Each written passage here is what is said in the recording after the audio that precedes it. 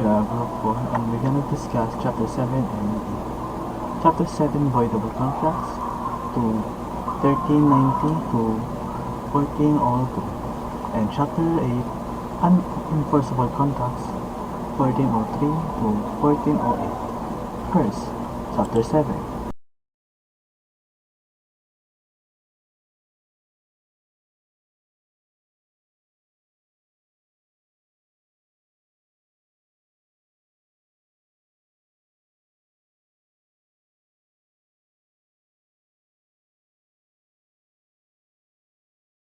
Voidable Contracts.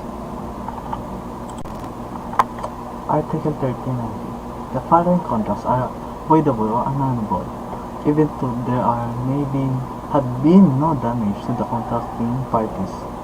First, those where one of the parties is incapable of giving consent to a contract.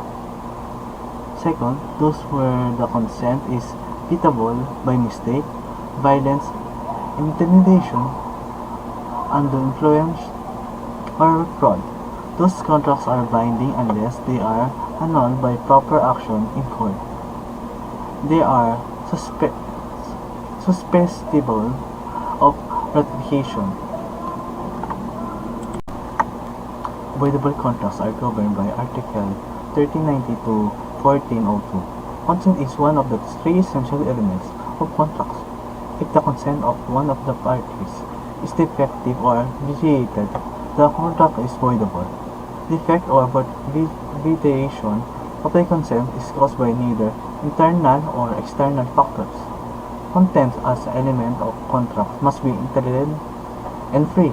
If either attributes are impeded or impaired, then the consent is said to be vitiated and contract is voidable. Factors that impair intelligence are minority, the age of emancipation, previously under 20 under both Civil Code and the Family Code, has been reduced by RA to 18. Insanity, and second, insanity, death, mutism, coupled by the illiteracy, intoxication, and hypnotic spell.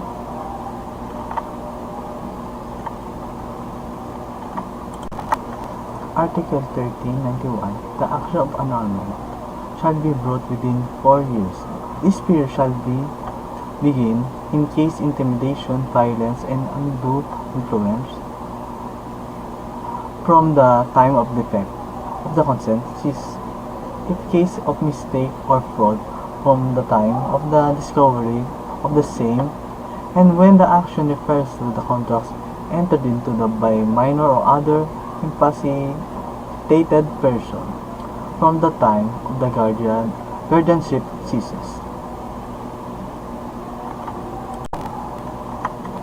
This article only applies to the party in the contract. It does not apply to the third person. When the law allows them to question the validity of the contract, failure to pursue an action within the period prescribed by the law will have an effect in extinguishing the action.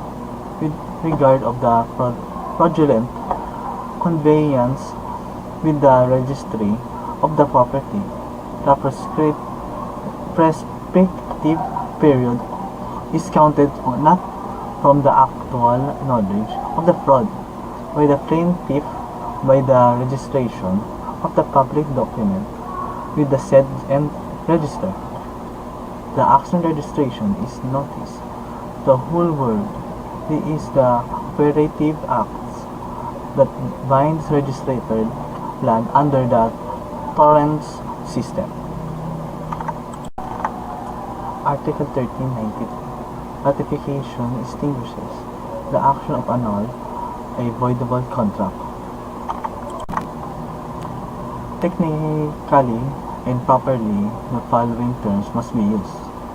First, confirmation to cure a defect in voidable contract. Ratification to cure a defect or lack of authority in authorized contract. Acknowledgement to remedy the deficiency of proof. To because an oral loan may be put in writing or when a private instrument is made by the public instrument. Effect of ratification. Ratification cleanses the contract from all its defects from the moment it was constituted. The contract thus became valid. Hence, the action to annul is extinguished. Requisite of ratification to be effective. There must be a voidable or annullable contract. Ratification is made with the knowledge of the cause of nullity. At the time of ratification, the cause of nullity has already ceased. Ratifying party is the injured party or the prejudiced party. Ratification is the accomplished expressly or implicitly by the waiver of the action to annul. The right to ratify is transferable to the heir of the party who has the right to ratify. Example, an oral law may be put in writing or when private instrument is made from public instrument. Article 1393. Ratification may be effected by the guardian of the incapacitated person. It is understood that there is a tacit ratification if, with knowledge of the reason which renders the contract voidable and such reason having ceased, the person who has the right to invoke it should be executed, an act which necessarily implies an intention to waive his right. Kinds of ratification. Express ratification, when ratification is manifested in word or in writing. Implied ratification may take deep forms by silence or acquiescence, by act of showing adoption or removal of the contract, by acceptance or retention of the benefits flowing therefrom. Requisite of implied ratification: knowledge of reason which renders the contract voidable. Such reason must have ceased. The injured party must have executed an act which necessarily implied an intention to waive his right. Ratification is an act of or means by which efficiency is given to the contract, which suffers from the vice or curable nullity. It is an act of curing the defect of the lack of excess of authority of the party who entered into the contract through another without the latter's authorization. It covers voidable contracts and specifically refers to unenforceable contracts. Example, Arturo sold his property to Ben. After the sale was concluded, Arturo wants Ben to pay more for the property to sold. When Ben did not accede, he threatened to sue Ben, contending that the contract of sale is voided. A seller of property cannot negotiate for an increase in the price in one breath and in the same breath contend that the contract of the sale is voided. Here we see Arturo wants Ben to have to pay much more than their deal. But Ben doesn't have to because it's an unenforceable contract that the latter one Ben don't know, and Arturo had no authorization to form that contract. Article 1394. Ratification may be effected by the guardian of the incapacitated person. If incapacitated person enters into a contract, the contract is voidable if the other party is capacitated. If both parties are incapacitated, the contract becomes void. The guardian, however, may ratify the defective contract in their behalf. If incapacitated person becomes capacitated, they themselves may ratify their defective contracts. So, dito sa Article 1394, sinasabi lang na kapag incapacitated yung tao na pumasok sa contract, voidable yung contract if yung kabilang party is capacitated. Kunyari, may pipe, tas yung ano niya sa contract is hindi pipe, voidable yung contract. Kapag pareho naman silang incapacitated, automatic void na yon. Pag naman kunyari minor yung isang party, yung kabilang party, tas sa kabila naman legal age, yung magulang, pwedeng siya yung mag-ratify ng contract na binubuo ng dalawa. Tas kapag nag-turn na sa legal age yung incapacitated minor, pwede niyang i-ratify yung contract na nabuo nila. For example, Angelica, who is deaf, doesn't know how to read or write, borrowed money from John. John made a contract that Angelica is supposed to pay him double the amount of money. Because Angelica is incapacitated, the contract that has been done by John is voidable. Ito yung sinasabi ko na na kapag yung isang party incapacitated tapos yung isa hindi, yung contract nagiging voidable. Kunyari dito si Angelica, bingi siya, tapos gumawa sila ng contract tapos hindi naman totally naiintindihan ni Angelica yung contract. Pwede i-void yung contract kasi si Angelica nga incapacitated. B. When Angelica's guardian agreed on behalf of her to the contract that has been done by John, then the contract is valid. Ito naman yung sinasabi ko na pwedeng yung magulang yung mag-ratify ng contract if incapacitated yung kabilang party. Dito naman, yung magulang ni Angelica, pwede siya yung pumayag na matuloy yung contract kahit incapacitated pa si Angelica. C. Angelica got her hearing aids and learned about the contract. She can void or ratify the agreement. Dito naman, nung nagkaroon na ng hearing aid si Angelica, nawala na siya dun sa pagiging incapacitated person. So, kapag natutunan na niya kung ano yung contract na meron sila, pwede niyang i-void yon kung feeling niya, dinaya siya, or i-ratify niya, or ituloy niya yung ratify, ibig sabihin parang itutuloy niya yung contract. Article 1395. Ratification does not require the conformity of the contracting party who has no right to bring the action for annulment. The one who caused the vice of consent personally or through the third person is not allowed to file a case of annulment. The innocent party has the prerogative to annul or not to annul a voidable contract. Dito naman sa example, Jolan is an owner of a famous clothing line. Jolan rented an apartment to John Paul to make it as one of his warehouses. Eric bought some clothes to Jolan online. Since the stocks are on the apartment that Jolan already rented to make it as one of his warehouses, John Paul's consent for the delivery of the item is not needed.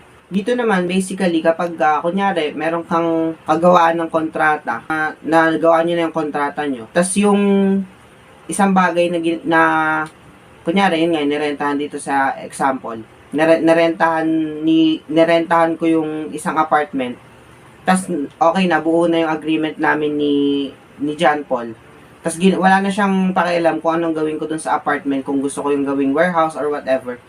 Tas dito sa case na to, ginawa ko siyang warehouse. Pag may bumili sa akin kung ano man yung iniimbak ko doon, hindi na kailangan yung consent niya kapag kunyari di-deliver ko na yung item na nandun sa warehouse. Kahit nasa pagmamay-ari pa rin ni John Paul yung apartment, binayaran ko na yon para rentahan. So hindi na kailangan ng conformity niya kapag kailangan ko mag-deliver ng item dun sa customer ko. Article 1396. Ratification cleanses the contract from all its defects from the moment it was constituted. Ratification cleanses the contracts of all its defects from the moment it was executed. It extinguishes the right of action to annul. In other words, the effect of ratification is to make the contract valid from its inception, subject to the prior right of third person. Dito sa Article 1396, meron siyang exception. The rule of retroactivity shall not prejudice the right of innocent third person, for that will result in justice which is not intention of the law. Example, Jacob forced Sarah to sell her cat who is pregnant. Later on, the cat gave birth to 3 kittens. If Sarah should ratify the contract after the cat gave birth to its kittens, who is entitled of the kittens? Sarah, because ratification has retroactive effects, which means it validates the contract from the date of its execution. However, if Jacob sold the cat to Michael, who acted in good faith, the subsequent ratification by Sarah of the sale cannot prejudice Michael. So dito sa example na to, medyo confusing siya. Sabi dito sa Article 1396, ratification cleanses the contract of all its defects. Pero may exception siya. The rule of retroactivity shall not prejudice the right of innocent third person, for that will result in justice which is not intention of the law. So dito, sa example na to, yung sa una muna, Jacob forced Sarah to sell her cat. Dito sa example na ginawa ko, pinupwersa niya si Sarah na ibenta na yung cat na buntis. Tapos, hindi muna binenta ni Sarah yung pusa. Tapos nung nanganak na yung pusa, yung kittens nun, pag niratify niya yung contract, yung kittens nun, nasa may pagmamayari na niya. Kasi, nasa poder niya yung pusa nung nanganak parang ganon. Pero kapag nung hindi niya nabenta yung pusa, tas si Jacob yung nagbenta kay Michael, tas saka ni-ratify ni Sarah yung contract, hindi pwedeng mag-prejudice si Michael dun sa ratification. So yung ratification, hindi siya matutuloy kasi kapag natuloy yon, parang madadamay si Michael dun sa hindi pagkakaunawaan ni Jacob tsaka ni Sarah. Kaya sabi dito sa huli, the rule of retroactivity shall not prejudice the right of innocent third person, for that will result in justice, which is not intention of the law. So kapag natuloy yung ratification, yung retroactivity nun, parang maapektuhan pati si Michael, kaya hindi siya pwedeng magtuloy kasi parang hindi siya fair kay Michael. Article 1397. The action for the annulment of contract may be instituted by all who are by obligate principally and subsidiarily.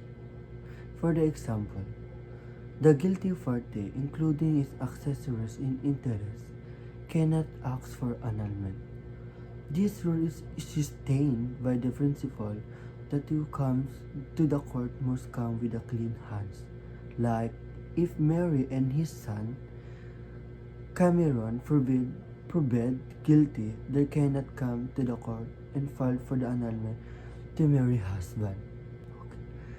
Article 1398. An obligation having been annulled, the contracting party should restore to each other the things which have been the subject matter of the contract, with their fruits, and the price with the interest, except in case provided by the law. In obligation to render service, the value thereof should be the basis of damage. For example, the fruits must be returned because the one who received it has no right to enjoy it, while legal interest must always be returned because the one who received it has no right to use it. In annulment, all the properties, money, service, bank, and other things that are joined to include in the contract should be returned to the rightful owner. For example, the married couple of Jean and Johnny is on the position of annulment. All their joint properties should be split into, including in the interest. Article 1399. When the break of contract consists in the capacity of one of the parties, the incapacitated person is not obligated to make any restitution except insofar as he has been benefited by things or price received by him. For example, two miners together with their mother borrowed money during the Japanese occupation from Villa Abril. The money was used for the support of the miners, while the promissory note signed by the miners promising to pay 10,000 in 2 years. After cessation of hostiles, his violable and annulled by the court, and the miners were required to return the money they received from the Ville Avril as the provider by the use the money. Good day everyone, I am Mariza Alojado and my topic for today is Article 1400 to Article 1402. So, that we start on Article 1400. Whenever the person obliged by the degree of annulment to return the thing cannot do so because it has been lost through his fault, he shall return the fruits received and the value of the thing at the time of the loss, with interest from the same date. Effect of loss of thing to be returned. First, if the thing to be returned is lost without the fault of the person obliged to make a restitution, there is no more obligation to return such thing. But in such a case, the other cannot be compelled to restore what in virtue of degree of annulment he is bound to return. Second, if it lost through his fault, his obligation is not extinguished, but is converted into an indemnity for damages consisting of the value of the thing at the time of the loss with interest from the same date and the fruits received from the time the thing was given to him to the time of its loss. For example, Shar sold his shovel and horse to Jerry. On the petition of Shar, the contract was annulled by the court, but the horse died in the possession of Jerry through his fault. So, under Article 1400, kasalanan ni Jerry kung bakit namatay yung kabayo. So, Jerry must pay the value of the horse at the time of its death with the interest on the same date. If the horse had given birth to the young must also be delivered as the fruit of the said animal. Second, Article 1401. The action for annulment of contracts shall be extinguished when the thing which is the object thereof is lost through the fraud or fault of the person who has a right to institute proceedings. If the right of action is based on the incapacity of any one of the contracting parties, the loss of the thing shall not be an obstacle to the success of the action, unless said loss took place through the fraud or fault of the plaintiff. Extinguishment of action for annulment. First, if the person who has a right to institute an action for annulment will not be able to restore the thing which he may be obliged to return in case the contract is annulled because such thing is lost through his fraud or fault. His right to have the contract annulled is extinguished. If the loss is not due to his fault or fraud, Article 1402 applies. The action for annulment shall be extinguished only if the loss is through the fault or fraud of the plaintiff. Example second, under the second paragraph, the right of action is based upon the incapacity of any one of the contracting parties Whether the right of action is based upon incapacity or not, the rule is the same. For example, Emily was forced by Jerry to enter a contract of barter, whereby Jerry exchanges his watch to Emily's phone. If the watch is lost due the fault of Emily, Emily's right of the annulment is extinguished. Art so next, the last one is Article 1402. As long as one of the contracting parties does not restore what in virtue of the degree of annulment he is bound to return, the other cannot be compelled to comply with what is incumbent upon him. Effect where a party cannot restore what he is bound to return.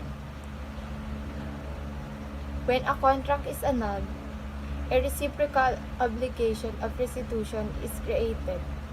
The return by one party of what he is obliged to restore by the degree of annulment may be regarded as a condition to the fulfillment by the other of what it is incumbent upon him.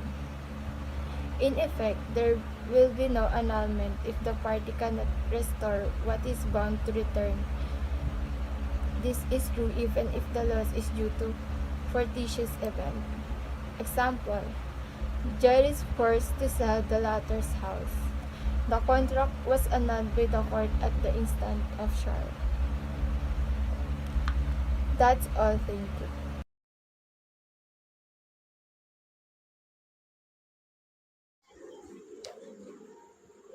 Article 1403. The following contracts are unenforceable unless they are ratified.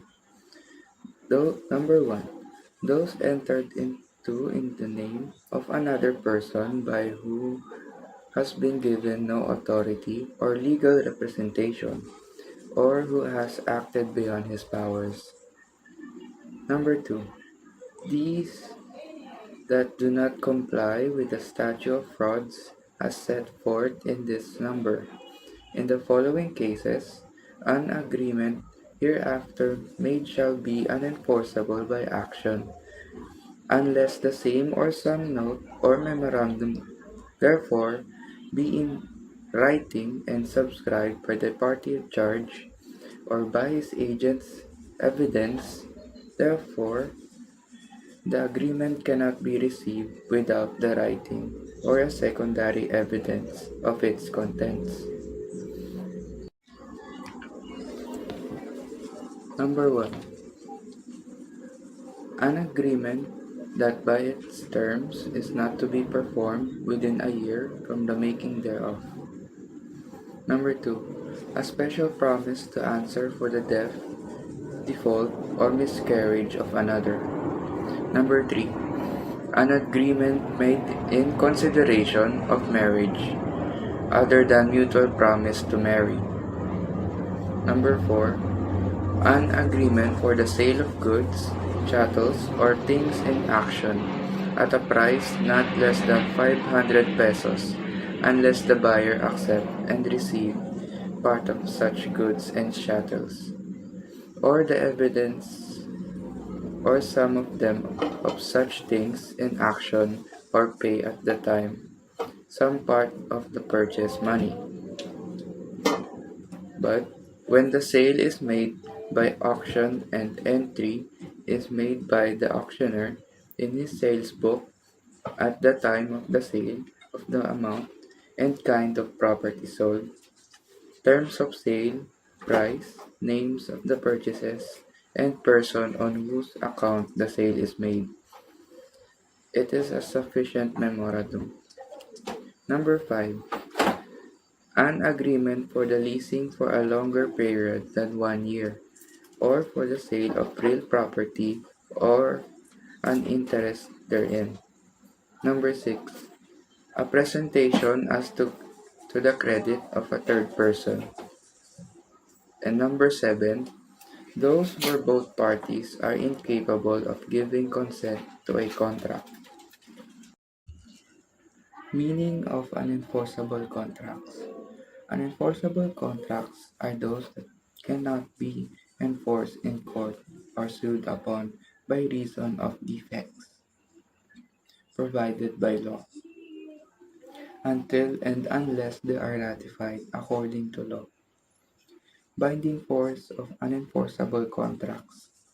While resistable and voidable, contracts are valid and enforceable unless they are rescinded or annulled. Unenforceable contracts, although valid, are unenforceable unless they are ratified. Kinds of unenforceable contracts. Under Article 1403, the following contracts are unenforceable. Number 1.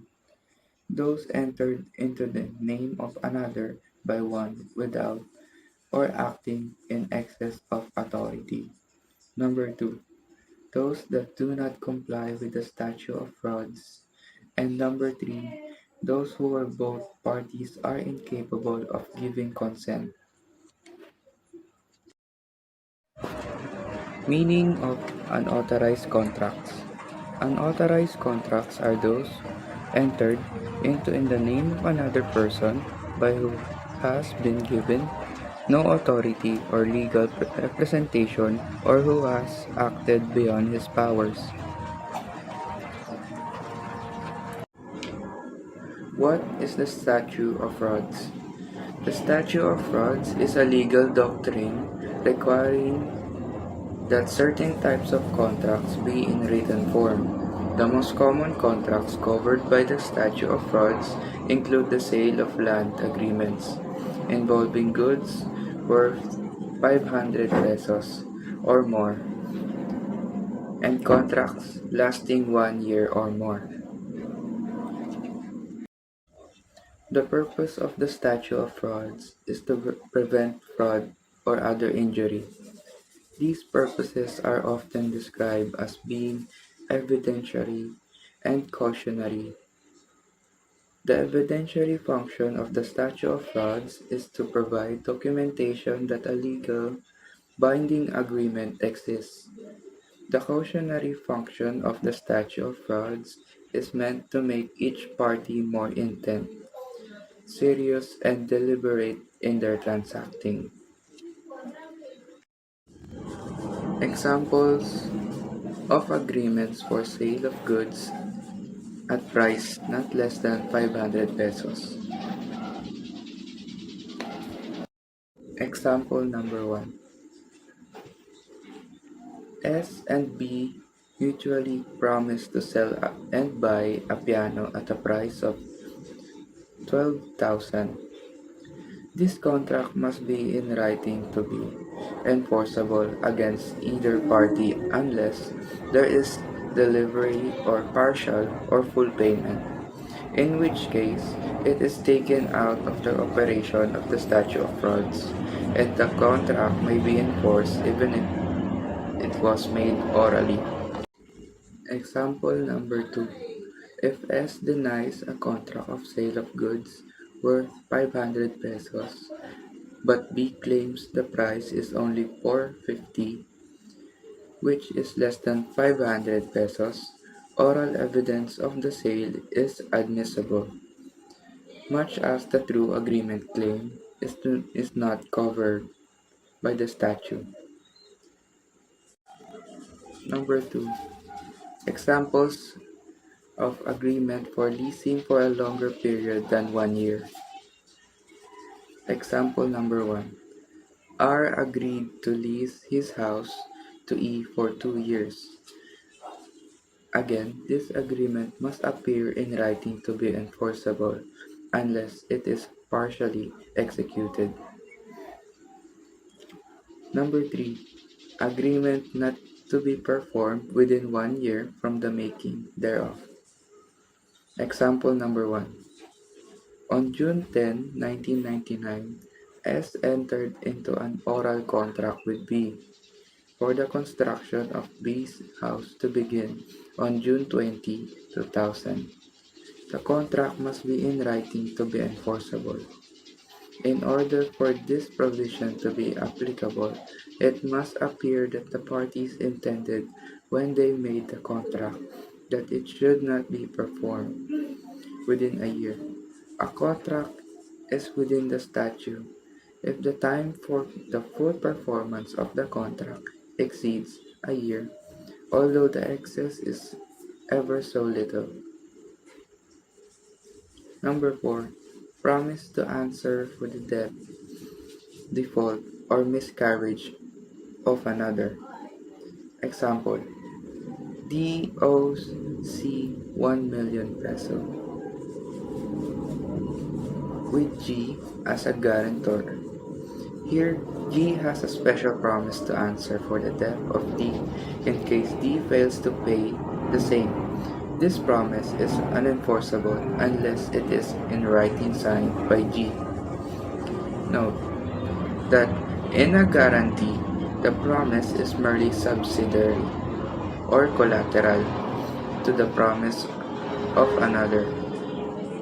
If the promise is an original or an independent one, that is, if the promisor becomes there by being primarily liable for the payment of debt, the promise is not within the statute and may be proven by oral evidence.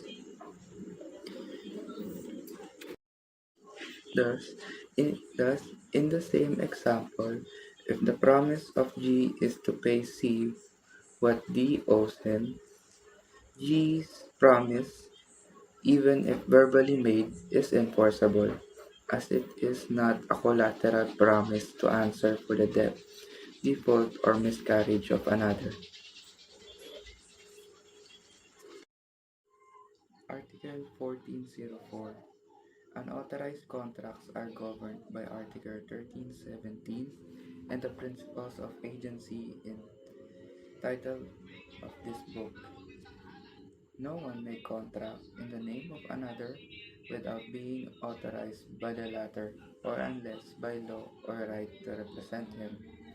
A contract entered into the name of another by one who has no authority or legal representation or who has acted beyond his powers shall be unenforceable unless it is ratified expressly or impliedly by the person on whose behalf it has been executed before it is revoked by the other contracting party.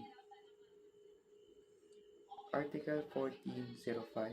Contracts infringing the statute of frauds referred to in number 2, Article 1403 are ratified by the failure to object to the presentation of oral evidence to prove the same or by the acceptance of benefits under them. Article 1404. Unauthorized contracts are governed by Article 1317 and the principles of agency in title of this book.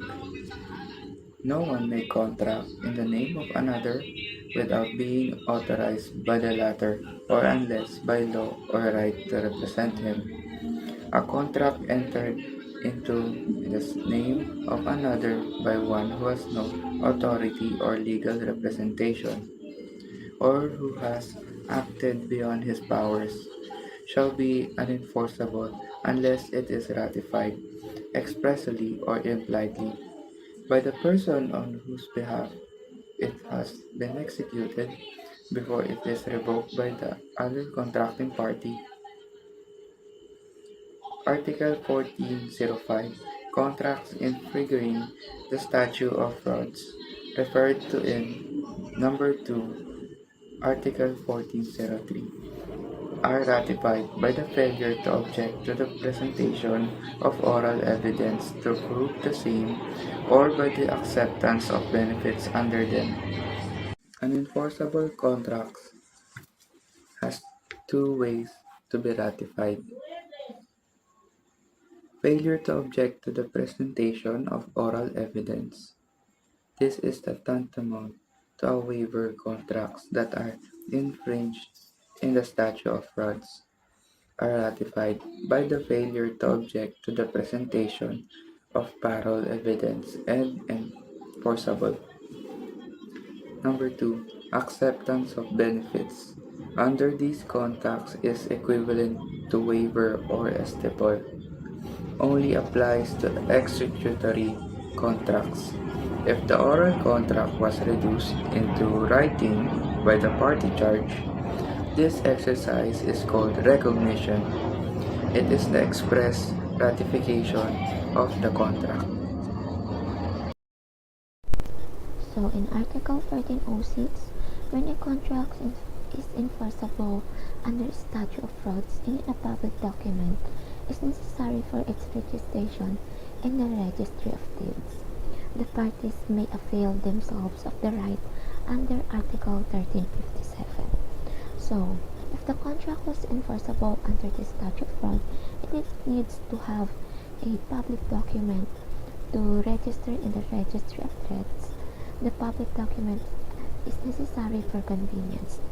That's why the parties need to compel to execute the necessary documents to protect the agreement and obligations of both parties.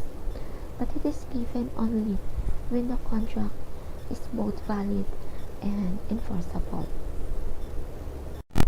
So, for this example, in a case where Mr. Almiro, the applicant, acquired real possession of the land by virtue of a verbal sale or oral sale, and the applicant sought to register the subject lot already in their possession, and where Mr. Mansterat, the oppositor, claimed that the oral evidence of the contract could not be introduced in court when registration was being questioned.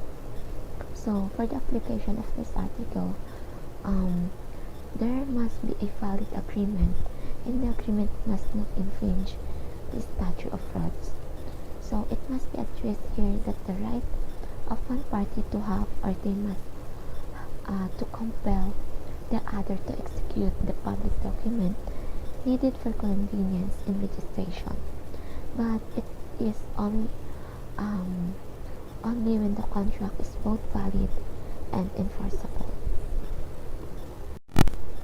In Article 1407, in a contract where both parties are incapable of giving consent, express or implied ratification by the parent or guardian, as the case may be, of one of the contracting parties shall give the contract the same effect as if only one of them were incapacitated. If ratification is made by the parents or guardians, as the case may be, of both contracting parties, the contract shall be validated from the inception. So, in this article, where both parties to a contract are incapable of giving consent, the contract is unenforceable. On the other hand, if the parents or guardian of either party, or if one party after ratifies the contract, it becomes voidable. So, in some cases, where minors agreed into contracts without the knowledge of their parents or guardians, the contract can be transformed into voidable contracts. If both parties are incapacitated to give consent, the contract may be unenforceable, but it can be ratified. For example, Lisa and Ali, both 16 years old, and they entered into a contract. So the contract is unenforceable because both parties cannot give consent. Now, if the guardian or parent of Lisa ratified expressly or impliedly the contract, it becomes voidable. It is valid unless annulled by the guardian or parent of Ali. However, if the guardian or parent of Ali also ratified the contract, it is validated right from the time it was entered. And for the last article, Article 1408, unenforceable contracts cannot be sealed by third persons.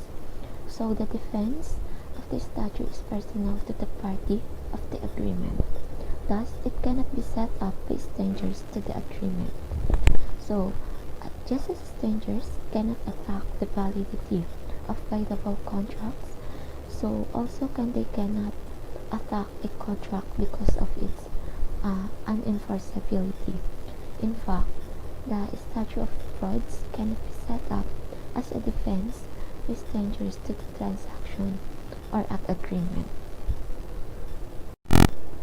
So for the example, Miss A sells a gaming chair worth 5,000 pesos to Lazada, and the transaction was made orally or verbally.